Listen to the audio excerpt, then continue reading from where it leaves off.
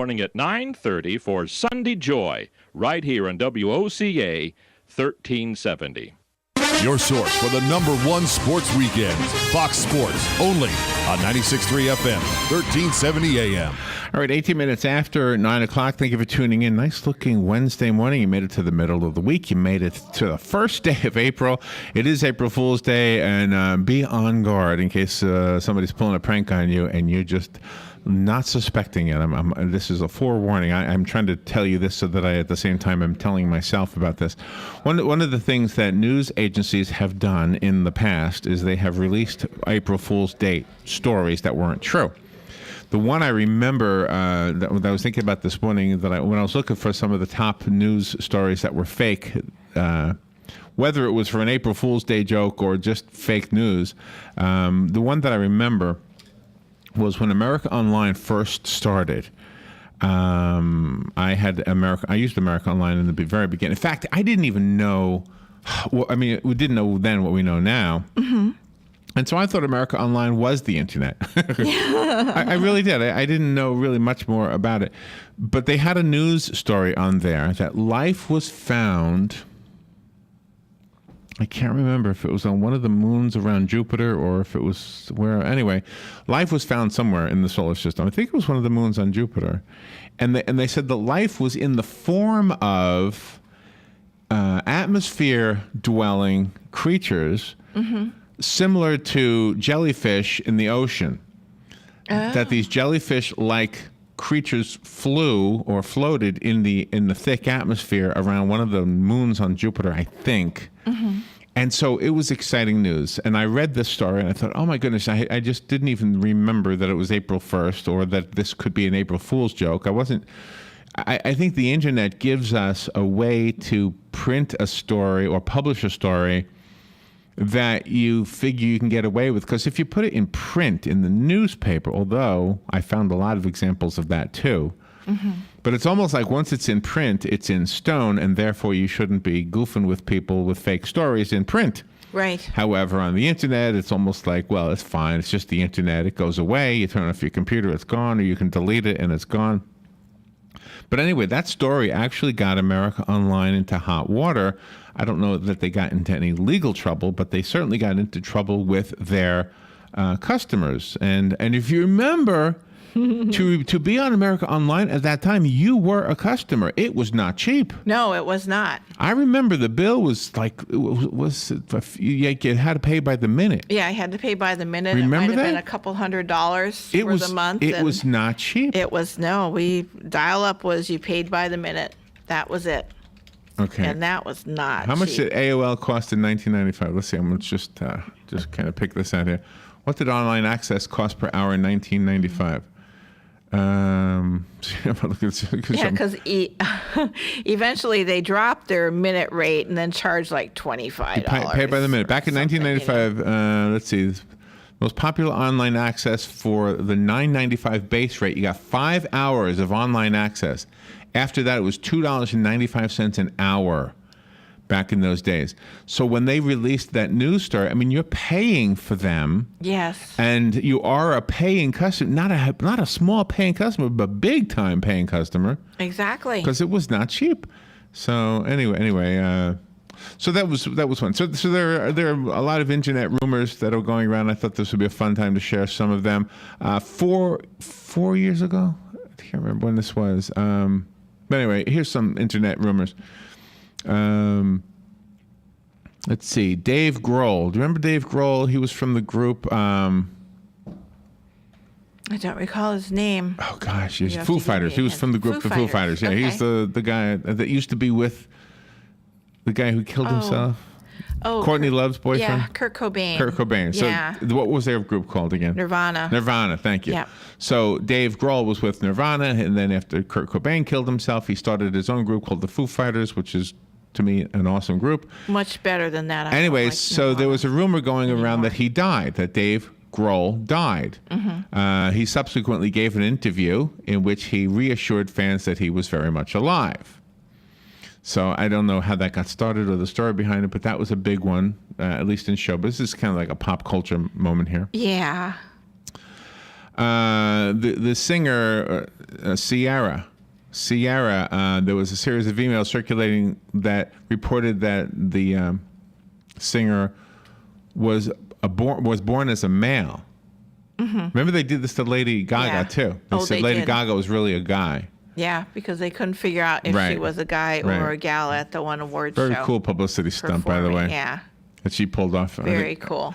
Prince Harry's father is not Prince Charles, was another rumor. Oh, I remember that. It was supposed to be Diana's equestrian teacher or something, and confidant. Prince Charles and Princess Diana were not exactly in love, the rumor went. Mm-hmm. Prince Harry was born in September of 1984, and after the public glimpsed his bright red hair, rumors began to circulate that he was the product of Diana's affair with Army officer Major James Hewitt. Yep, that's it. Diana was forced to carry out paternity tests, and both Harry and his brother, Prince William, the tests reportedly showed that both boys were fathered by Prince Charles. Yes, gee. Ay. That was well, if you're royalty, you got to be put through the grinder. No wonder she left him. You don't trust me? Yeah, exactly. You don't think these are your sons? Yeah. You're putting me through these tests? I'm out of here. That's right. You're hanging out with Camilla. It's a threesome in our marriage. Forget it. I'm done. Another couple of pop star rumors. Britney Spears was rumored to be dead. Justin Timberlake was rumored to be dead. Eminem was rumored to be dead. All of them not true. Yeah, those didn't have as much impact as the other guy. Then there was another one that Paris Hilton's mom, Kathy Hilton, taught her daughter not to perform fellatio because it would put holes in her cheeks. Oh my gosh. Oh my, now that is something really. I had not heard that one. That according to the book House of Hilton. Gosh, that'll sell it. A tradition of sex lessons among the Hilton women supposedly originated with Kathy's mother. Mm-hmm. Grandma Hilton allegedly asked a young man to teach her, Kathy, how to have sex in a van. All of that was fake. All of that was in the book. And I guess I'm supposing they sued the guy. Yeah, I hope so. Book. That's the most ridiculous. Good morning. You're on the air. Awful. Yeah, good morning. Good morning. Of course, one of the granddaddy of old of rumor stories was that Paul McCartney was dead. This was back in 1970. People were calling each other long distance from coast to coast. Yeah. Everybody had evidence, and of course, Paul is still with us. Still with us, yeah. And what I often wondered about, and I guess we'll never know, was that intentional? Did the Beatles actually do that on purpose? Mm-hmm. I don't know. I know Jefferson Airplane released a funny little album where they had a 78 RPM scratch actually put in the 33 RPM record. You know, when you played the thing, it had a scratch in it, but it was, the scratch was faster than the record was going. Really? Wow, I never heard that one. Wow, that's cool. Wow. Yeah. Wow. Have a good day. Thank you, Jim. Appreciate that. Well, with the Paul McCartney thing, if you remember, they created this character called Billy Shears. Mm-hmm. Do you remember this? The Billy Shears thing? Vaguely. You told me about it. That's the only way I knew it. The story was that Paul McCartney died, and Brian Epstein, who was the manager of the Beatles, wanted to make sure that this money-making machine he had called the Beatles wasn't going to disappear because one of the primary players was gone. So they found a lookalike who was also talented, and his name was Billy Shears. Mm-hmm. And so the Beatles, according to the story, felt ashamed that they were telling their fans a lie, the other three Beatles. So they decided to just write songs that indicated that Billy Shears was actually in their group. So they created this band called Sgt. Pepper's Lonely Hearts Club Band, and the singer was Billy Shears. Mm-hmm. And when I think they say Billy Shears, then you hear Ringo singing. Even though Billy Shears was supposed to be the Paul McCartney replacement, that goes on and on and on. Yeah, I didn't know any of that. So those are some of the other ones. So there was another couple of people that weren't even real. Mm-hmm. Let's see if I can find one here for you that you might like. At some point, we've all probably looked at a piece of art and thought anybody could have created that. In 1964, Swedish journalist Dag Axelsson actually put this claim to a test in what has become known as a famous hoax. He took a series of paintings by a chimpanzee named Peter, who was at a local zoo, and began circulating them around Sweden as the work of an unknown French artist that he called Pierre Brosseau. Mm-hmm. In order to put art critics to the test, Axelsson chose a few of Peter's best paintings and set up an exhibition in Gothenburg. Sure enough, the mysterious Mr. Brosseau was hailed by some as a bold new talent. One writer even claimed that the work showed all the signs of an artist who performs with the delicacy of a ballet dancer. Oh. Surprisingly, once the paintings were revealed as the work of a primate, none of the art critics retracted their praise. In fact, Rolf Anderberg, the critic who had been Brosseau's biggest champion, insisted that Peter's work was still the best thing at the exhibition. Oh my gosh! Oh my gosh! Well, that's too bad that he took a monkey and not an unknown artist, truly talented to. And remind me the name of the host of the Tonight Show before Johnny Carson. What was not Jack Parr? Steve Allen. Steve Allen. Uh-huh. I heard the story about Steve Allen. Mm-hmm. It was either Steve Allen or Steve. What was Steve and Edie? What's Steve's last name? Gourmet. Steve Gourmet. Yeah. Edie Gourmet and Steve. I can't remember. I'm sorry. Well, one of them. It was either Steve Allen or that Steve. Steve Lawrence. Steve Lawrence. Thank you. That's it. Okay. I think it was Steve Allen, though. Okay. Who released an album because his music had become like nobody was buying it anymore and it wasn't hip anymore, you know? Mm-hmm. So he released an album and he put this guy's picture on the cover that wasn't him, and they put this biography on the back that the guy died. Mm-hmm. And so he was getting rave reviews from people. And then when he revealed it was him, they all took away their praise. They said, no, this isn't any good at all. Oh, my gosh, that's right. I'll have to find that for you, but it was one of those two guys, either Steve Lawrence or Steve Allen. All right, we'll be right back.